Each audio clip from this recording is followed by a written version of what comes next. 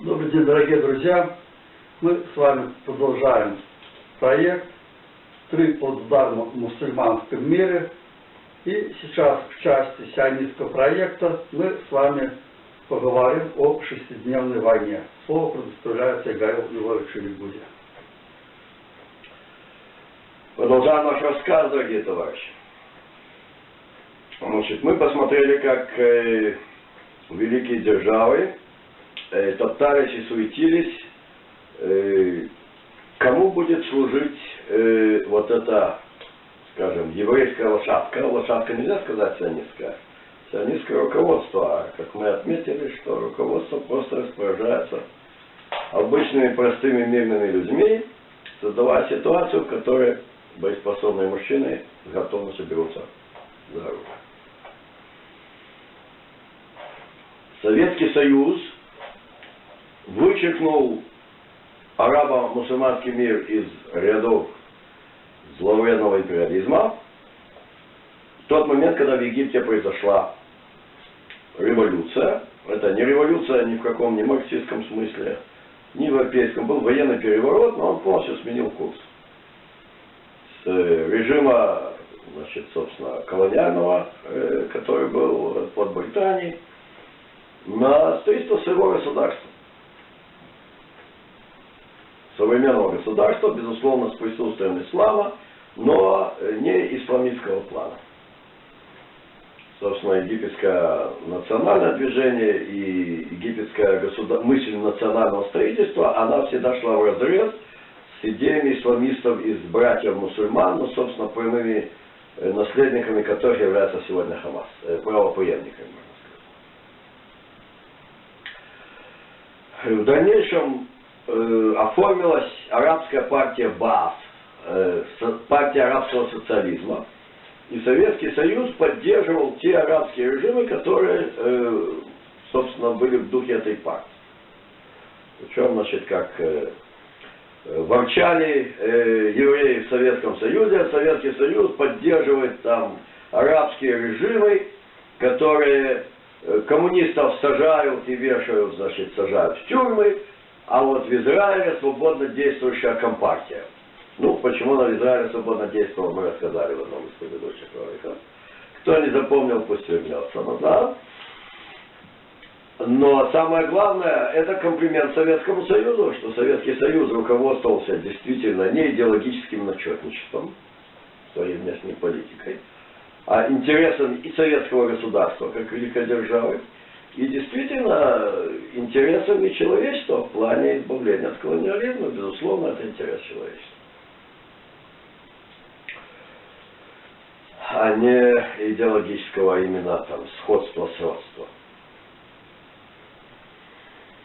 Довольно успешно Советский Союз маневрировал в этом плане, сохраняя культурные и политические взаимоотношения с Израилем. Израильская компартия раскололась на две части. Еще в начале 50-х годов, особенно после 20-го съезда, собственно, шельмование советской политики до 1956 года вызвало колоссальнейший отклик в мире. В частности, опять-таки, в контексте советской политики на Ближнем Востоке.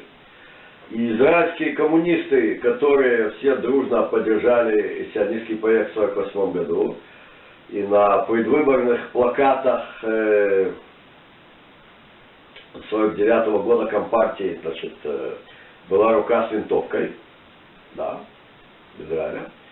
Вот. А потом, собственно, среди коммунистов-арабов стали разговоры, ну это же какая-то порочная была политика сталинская создавать Израиль. Давайте отрешимся от этого наследия сталинизма. Там очень много было ваганий. В конечном счете компартия раскололась на две группы.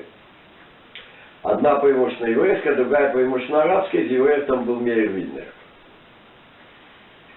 Меир Вильнер просоветский, как бы строго, а Микунис как бы уже, ну он тоже был просоветский. Более того, Кремль называл Меира Вильнера маоистом в 60-е годы, до шестидневной войны. А Микунис, он был проверенный, именно он был официальным представителем израильских коммунистов на съездах Коммунистической рабочей партии Кремля.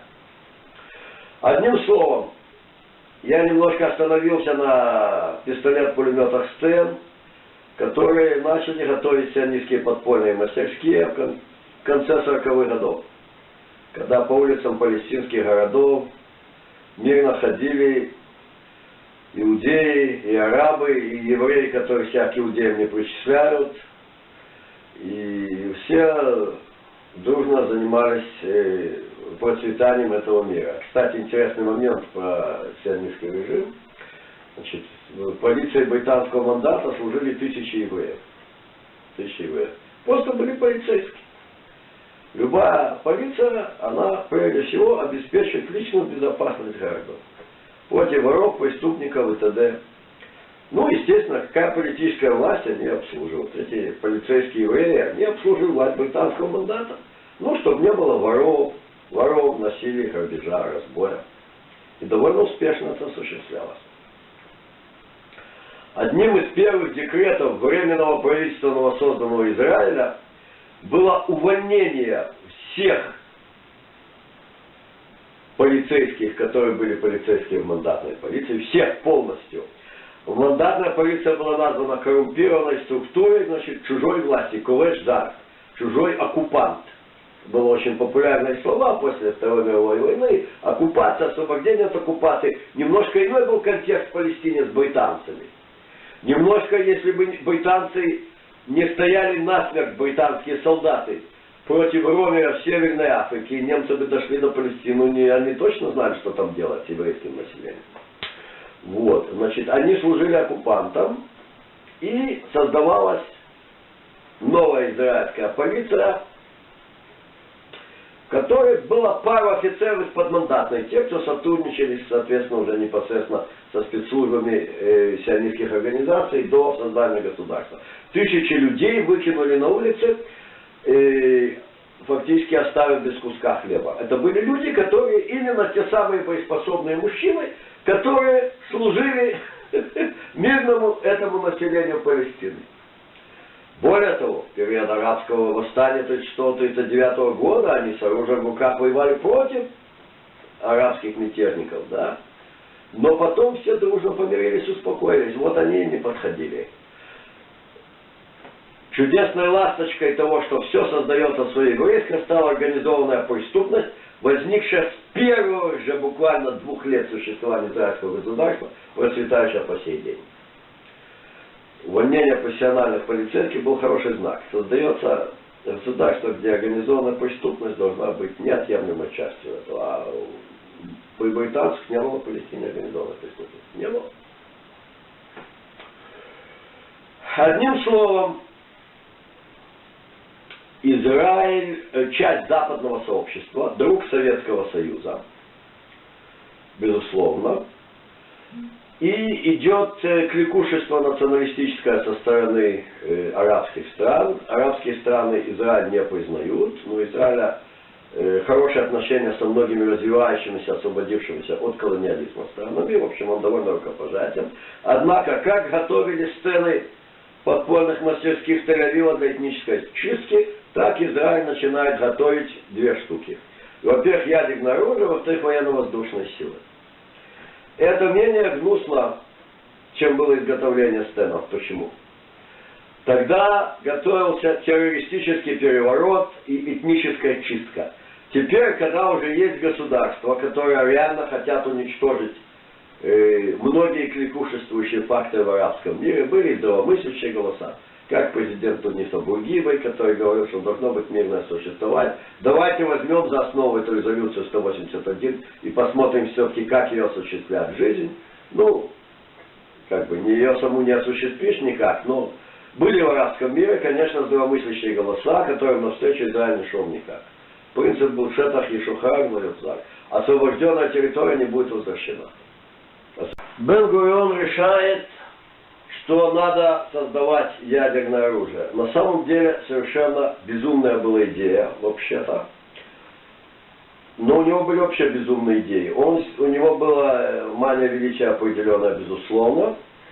И он Советский Союз местами копировал. Да? Например, ему страшно понравилось освоение целины в Советском Союзе. и он взял и, значит, осушил, истребил уникальный природно-экологический заповедник озерца Хула, которая находится к северу от Тивериадского озера. То есть там остался только маленький, значит, заболоченный участочек, остался там, стрепенулись люди там. Вообще это нафиг не надо было сушать, ничего не дало, а значит площади, которые посевные, они давно заболочили, там давно ничего не растет. Но он видел в Советском Союзе целина, и мы не промахи. И что такое двинуть?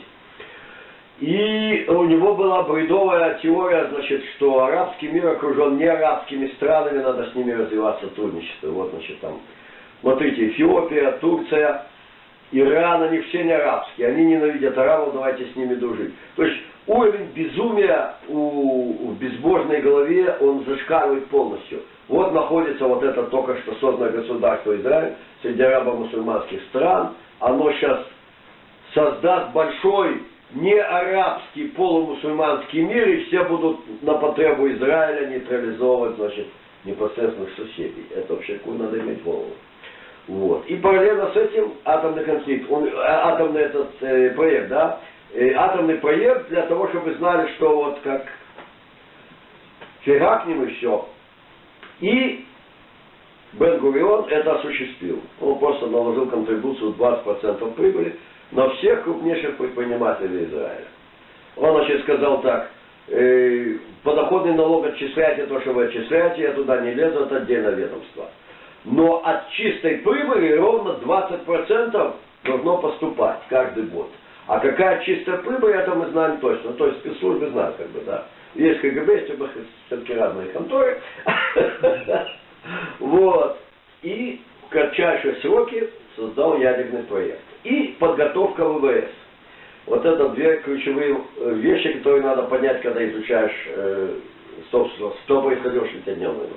Подготовить ВВС к нанесению молниеносного сокрушающего удара для истребления полного авиации соседних арабских стран и нанесения, соответственно, максимального урона всей военной инфраструктуре. И начались тренировки с начала 60-х годов ВВС. Чьи самолеты? Самолеты французские и британские, мы помним. Держава, которая ведет проект в этот момент, это не Советский Союз уже, и это не Соединенные Штаты. Еще более того, Соединенные Штаты периодически вводят эмбарго. Самолеты британские, французские. День и ночь летит земля на полигонах Негева. Ну, не зря же пустынный Негев отдали именно еврейскому государству. Они, к примеру, поделили с так и не созданным арабским. Вот.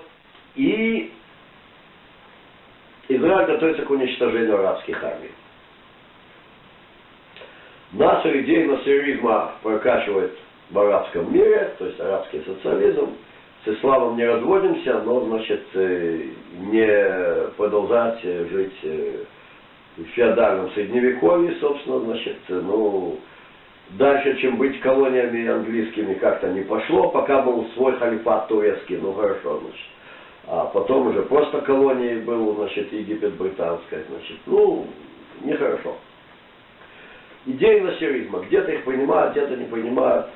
А вот против сионистского врага все согласны сбросить море, Советский Союз поддерживает дружественный египетский режим, поставляет ему оружие, то все. Никита Сергеевич на широкую ногу дает нашего героя Советского Союза. Непонятно за что. Национализация Суэцкого канала — это очень правильный шаг, да, с точки зрения национальной независимости, антиколониального движения в мире. Но при чем тут Советский Союз, и при чем тут герой? Непонятно. И Советский Союз вроде как готовит египетскую армию защищаться от империалистов, ну и, конечно, от сионистов. Это не пустой звук, не химера. В 1956 году империалисты и сионисты показали, что да, они готовы наступать на Египет. Египет не сможет защищаться. В 1956 году египетская армия была разгромлена наголову из зоны Суэцкого канала и в Синае. Советский Союз говорит, это надо не допустить, это довольно разумно. Накачивает Египет оружие. И вот в рамках того, чтобы стать популярнейшим лидером арабского мира, в какой-то момент Египет и Сирия создают даже одну республику баасистскую, то есть как бы арабского социализма, да. Значит, НАТО концентрирует войска у израильской границы, велит войскам ООН, которые там стояли с 1956 года, и было тихо, велит уходить. И они уходят. И блокируют проливы. Ну, собственно, с точки зрения международного права, блокировка, морская блокада, это казус белли. То есть война уже начата. Дальше там уже шаги, неважно, они легитимны. Вопрос с точки зрения, опять-таки, блага мирных людей, которые живут на этой самой территории Святой Земли, которую географически называют Палестиной. С точки зрения их блага, хорошо поступал Насер Хайной, что поступал. Хорошо и поступали сионисты, ну как, поступали Хайной еще со своей стороны. Была ли реальная угроза уничтожения Израиля арабскими армиями? Конечно, нет. Как мы знаем сегодня, да? Но лучшая оборона — это нападение, это тоже верно. Теперь Советский Союз толкал к войне. Советский Союз передал ложные сведения в сирийскую часть вот этой единой арабской республики, что Израиль концентрирует войска на северной границе. Это была ложная информация, и Израиль предлагал поехать посмотреть, поинспектировать, что это не так. Ну что значит не так? Там постоянно шли перестрелки. Израиль использовал водные ресурсы, источники которых находятся на территории Ливана и Сирии. Арабский мир, как мы помним, легитимным израильское государство не признал с самого начала. Идея «потерпите немножко, а потом мы вам поможем», которую высказал Громыко, она не была воспринята арабским миром. Дружба с Советским Союзом хорошо, но мы Израиль не признаем. Пытаясь проводить водоотводные работы на сирийской территории, Израиль метким огнем артиллерии и ноу-хау, еврейские головы, танки, которые стреляли навесной траекторией, сумели разбить все земляно-дорожное оборудование на сирийской стороне, предотвратить отвод этих водных источников. Ну, такая шоу, значит, так сказать, ощерившееся полумирное сосуществование. Сирийцы периодически обстреливали израильскую территорию. И вот Советский Союз передает какую-то ложную информацию. Параллельно приходит делегация израильской компартии к послу Чувахину, такая странная фамилия. Обычно его все читают, когда написано на иврите Чубахин. Нет, это именно Чувахин была его фамилия. Он был советский посол в горячих точках, где происходили неоднозначные события. Был назначен туда недавно. Возможно, он имел какие-то юдофобские предубеждения, но обычно просто назначают человека в нужное время для осуществления тех или иных моментов. Значит, в тот момент Советский Союз решил, что неизбежна конфронтация с Израилем. Почему? Это вообще оставалось тайной, эти события. И Израиль не приложил все усилия, чтобы предотвратить войну в любом случае, надо сказать. Хотя Леви Эшкол, глава правительства, предложил поехать в Москву. И, в общем-то, Брежнев согласился на этот визит. Но Насер на вершине, так сказать, махания кинжала вот этого своего сказал: не принимай Леви Эшкола, это как? Это же я у тебя любимый друг, а Леви Эшкола не понимает. Ну, Брежнев был такой человек померкованный. Ну, друзья говорят, что этого не надо, этот не такой. Не будем принимать. А силовые структуры советские, ну, то есть, как бы, внешняя разведка, они толкали к войне. Почему? Это опубликовано буквально недавно, буквально где-то лет 10 назад, собственно, в исследованиях израильских и американских. Открыты архивы всякие разные. Значит, Советский Союз ставил целью не допустить распространения ядерного оружия. То, что Израиль замутил ядерный проект и создал реактор, это не было, ну, создал, то есть все, что надо, это не было секретом. Для внешней разведки Советского Союза секретом не было. Но она провалилась в двух моментах. Во-первых, она провалилась в оценке боеспособности израильской армии. И не израильской армии, а именно ВВС израильских. То есть тут мы видим, что, в общем-то, очень четкая была система. Не поступила реальная разведная информация о том, что будет происходить в тот момент, когда политическое руководство скажет войскам ФАС. Арабов готовили к тому, что боевая авиация производит 2-3 вылета в день, производит машина. Копы Второй мировой войны советской. В Израиле было отработаны годами тренировок, что боевая машина производит 8 вылетов в день. Ого. 57 минут на боевой вылет на аэродромы Сирии, Египта и Иордании, которые превращают в труху. Это лететь-то недалеко. И вот это было неизвестно. Далее, реактор уже был в горячем виде. Он уже смолил боеголовки, как сегодня знают все, с 1965 года. Советская разведка не имела этих данных. Они думали, что реактор еще не горячий, и надо его разбомбить, так сказать, зародыша, да, давить гаденыша в яйце до того, как выполз. Это была хорошая, правильная мысль. Когда в 1982 году израильские ВВС разбомбили ядерный реактор Ирака, кто его построил, Александр Степанович? Советский Союз. Вот видите, как мифологизация приводит к тому, что люди имеют совершенно извращенную картину истории. А эти были за этих, эти за этих. Да нет, Советский Союз он был хороший, многогранный. Он поддерживал сионистов в 1947 году не из кровожадности по отношению к исламскому миру и палестинским арабам. И поддерживал арабов не из антисемитской вредности в 60-е годы. Имел определенную линию политики. Ядерный реактор построила эта самая несравненная Западная Европа, которая в любом случае впереди Соединенных Штатов по части кровожадности и фашизма. Ничего не поделать. По части своих стремлений, как мы сейчас видим. Американцы не могут там крушить, молоть, но, как я уже освещал в плане бомбардировок, значит, это самое, да, люди гибнут при бомбардировках, но не считают пилотов, выполняющих оперативные задания, военными преступниками. Все знают про лейтенанта Коли, мало кто знает, как звали пилота, который сбросил атомную бомбу на этот город и на тот город, как и звали, никто не знает. Они типа совершили страшные вещи, но лично они не военные преступники, а лейтенант Коли военный преступник. Ну вот американцы, они типа пилоты, а Европа, они сами хотят быть лейтенантами Коли. Они построили ядерный реактор Ираку.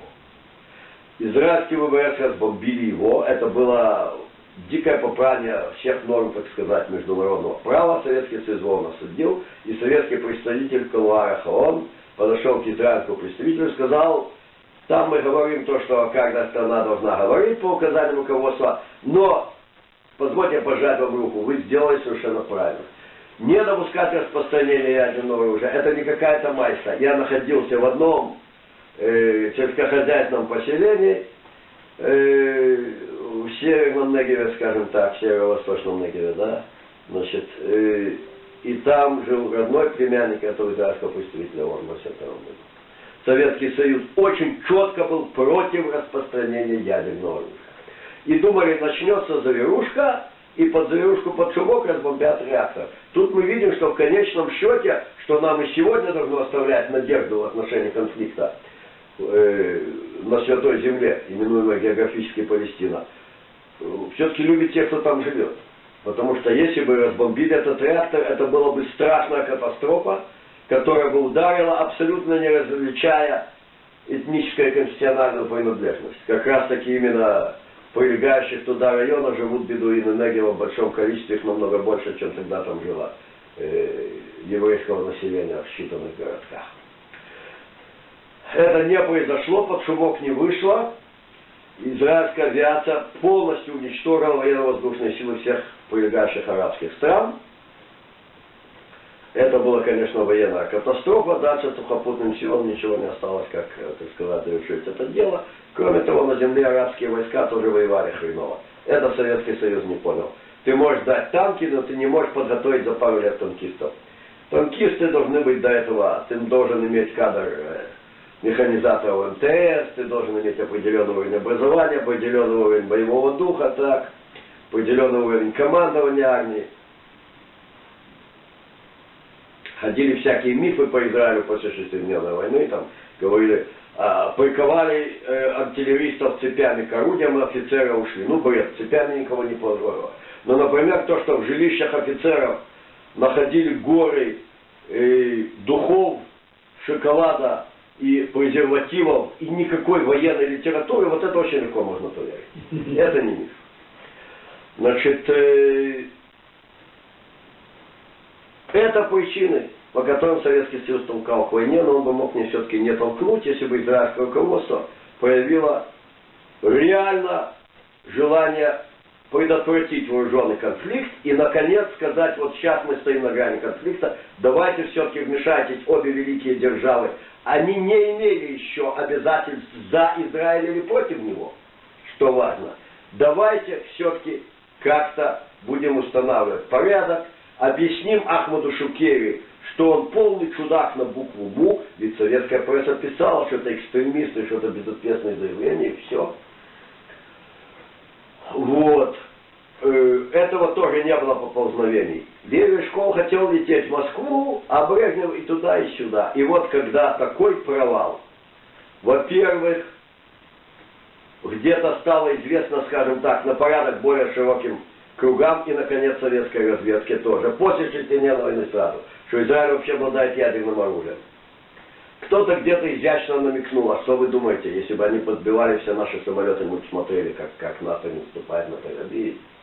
Уже открыли рот, да? Ну, а знали, что есть кто блефует, есть кто не блефует. Не все ребята блефуют на Востоке, так сказать, да. Те, которые преобладающим индогерманским элементом, они не блефовали. Они действительно замутили ядерное оружие. И они действительно уже могли повергнуть ядерный Армагеддон, Ближний Восток уже и так далее. Такой провал. И разгром арабских армий, которые советские инструкторы вооружали, и т.д., и арабы заверещали, что советское оружие плохое, и они вообще никуда. Насколько Израиль не имел обязательств США взаимных, говорит интересная история с разведывательным судном «Либерти».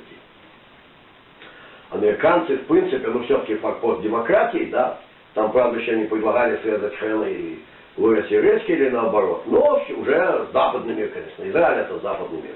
Так, в Америке такое в страшном сне не снилось. 50 лет назад, 60, да. Значит, тоже не снилось. Послали разведсудна. Вроде Израиль, да, понятно, НАТО там, ну, вывели войска ООН, ясно, блокада проливов. Но, с другой стороны, значит, они имели, американские спецслужбы, там, бюджет неограниченный и контингент человеческий. 50 переводчиков, владеющих ивритом на уровне родного языка, ни один из них не еврей по происхождению, на палубе судна, самая современная тогда прослушивающая аппаратура, и американцы, как сказал Громыко арабам в ООН, открытым текстом, не обижайтесь на нас, вы сейчас к нам придете, также американцы типа намекнули арабским режимам, той же Единой Республике Египту и Сирии, не обижайтесь, что мы вроде якобы немножко за Израиль, мы вам поможем тоже. Они подогнали это судно, и когда Израиль разгромил иорданскую, египетскую, иорданская армия, как и палестинскую войну, защищалась храбро, не бежала, дала бой как могла, ну и, соответственно, была разбита на территории к западу от Иордана, в конечном счете, под численным превосходством и качеством вооружения, значит, дрались до конца, не бежали. Иорданцы воевали до конца, египтяне в условиях господства в воздухе израильской авиации оказались совершенно небоеспособны. Сирийцы открыли огонь вдоль границы с первого дня начала вооруженного противостояния. Сирийская авиация была уничтожена. Это не особо бравых дядек в Дамаске обескуражило. Они продолжали палить. Понятно, что планы наступления не готовятся экспромтом. Были планы наступления. И вот американцы решили, мы сорвем разгром Сирии. Будем передавать, значит, все оперативную информацию, разговоры, значит, в сети, радиосети, будем сливать разведки, значит, сирийской. Все было договорено на МОЗИ. И вот утром собирается, значит, перед началом наступления на Сирию, на рассвете 9 июня собирается израильский кабинет, говорят, нам известно, что подогнали это судно, что делать? Сказать американцам, не шпионьте за нами, это не сказать, ничего не шпионим. Все, значит, принимается решение нейтрализовать это судно. А сообщать будем Вашингтон по факту. Сообщим, значит, когда будут в воздухе самолеты, тогда сообщим. На базу, одну из баз военно-воздушных сил приезжает человек из Верховного командования, приезжает человек из спецслужб и говорят, собрать весь летный состав. Собрали весь летный состав. Кто не готов бомбить американских граждан? Встать и уйти. Половина встали и вышли. Там их уже ждали люди спецслужб и проводили в офицерскую столовую. В общем, все там чудесно, полный пикник. Из оставшихся сформировали боевые звенья и пошли на этот корабль. Пошли на этот корабль, значит, шло 3 налета, в каждом было, то есть, значит, 3 налета, 3 звена. Первый пулеметный огонь по палубе. Пулеметный огонь по палубе. Чтобы согнать с палубы людей. Хотели, чтобы было как можно меньше пострадавших. Ну, как ты объяснишь людям, что им надо ховаться в будни? Вот. Пулеметный огонь по палубе, и в этот же момент передается сообщение в Вашингтон. Мы знаем, что за корабль, значит, это. Там, понятно, командир корабля сразу, там 6-й флот, все, поднимают самолеты с авианосцев, самолеты, вот, нас атакуют, какие-то самолеты, похоже, израильские, все, поднимают. Приказ из Вашингтона, разворачиваются назад. Они разворачиваются. Следующие 2 звена идут, заливают напалмом всю палубу, и все сгорает, все оборудование, которое там стоит, физически сгорает, оно алюминиевое в основном, там, да, всякое такое. Все. Понятно, что убитых, раненых не слабо. Израильское правительство якобы выплатило компенсацию, то есть все семьи получили компенсацию. Деньги дали американцы израильскому правительству, но чтобы это дело, значит, то есть реально не было взаимных обязательств со сверхдержавами. И если бы израильское правительство сказали бы, знаете, вот у нас есть, да, большой кулак, давайте не будем воевать, давайте вот сейчас миром решим все эти дела. Они пошли, будучи уверены в победе, пошли путем того, что, ну пусть пойдет конфликт. А Советский Союз хотел уничтожить этот самый ядерный реактор, не зная, что он уже горячий. Вот, так сказать, и выясняются все. И хамская беседа Чувахина с израильской компартией, значит, которые с ним пришли, вместе пришли, Меир Вильнер и Микунис.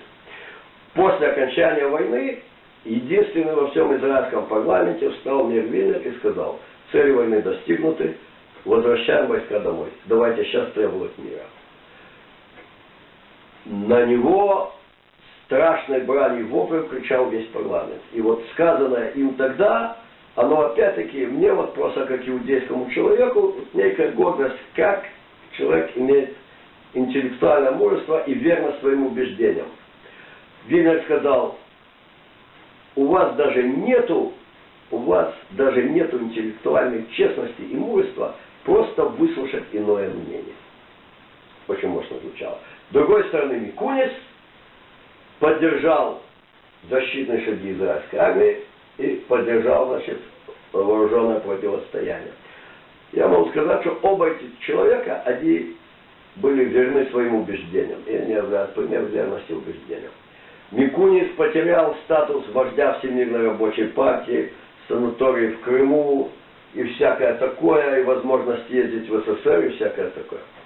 И он, кстати, был отличный мужик, и в годы хрущебесия и гонений на религию он приезжал на съезды и привозил молитвенники, которые оставлял в Московской синагоге. Был толковый мужик.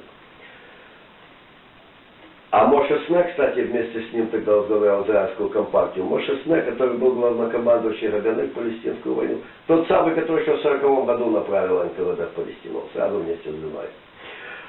Вот. Они становятся неправильными, Меир Вильнер становится правильным, теперь только он пользуется крымскими санаториями. Но что стоят крымские санатории, когда было несколько покушений на его жизнь, его чуть не зарезали. Так? То есть это все такие вот честные, мужественные люди имели свои убеждения. Ну, правильно, нет, каждый имеет свой подход. Одним словом, 6-дневная война и Советский Союз от такой несподяванки просто, и Брежнев лично, он мог волевым решением главы этой великой державы сказать, я хочу принять Леви Школа. Мы не хотим новую бойню в Палестине, достаточно тех, что были там за последних 20 лет. Он мог принять Леви Школа, и не было бы, скорее всего, войны. И как-то бы вот то решение, о котором я говорил, как сегодня вообще мифологическое, оно, может быть, осуществилось бы тогда. Но Брежнев проявил тут свою, как бы, мягкохарактерность, не сказать.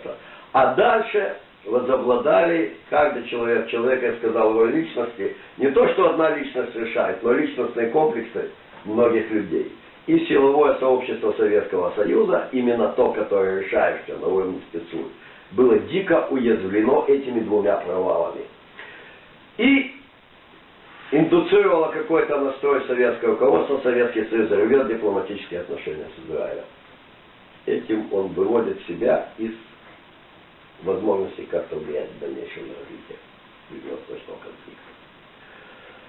И начинает накачивать Египет еще лучшим оружием, и инструкторов, и всякое такое. Да нет, наше оружие хорошее, да нет, наш инструктор. Ну это как вот трактор такой, значит, да, с ковшом, который начинает закапывать. Надо просто выйти лопаткой, сделать дорогу назад и колесами откатить. А неопытный или по какой-то причине обезумевший тракторист роет, когда уже только надо пригонять тяжелый трактор его оттуда. Так повел себя Советский Союз со своей позицией в конфликте. А американцы сказали, Европа осудила, в общем-то, агрессию. Ну, с точки зрения, кто стрелял первым, вопросов не было.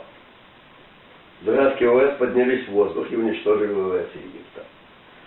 К 8 вылетам в день не были готовы. Подготовлено было это все блестяще, детали описаны, сейчас не особо интересны. Европа не очень поддержала, Англия, Франция только это там сказали. И они ввели эмбарго, но американцы сказали, вы вводите эмбарго, сейчас Трамп этим говорит, да. И на эту лошадку теперь надо ставить совсем. Грубо говоря, американцы присматривались за еврейской лошадкой под сионистским руководством, ставить на нее или нет.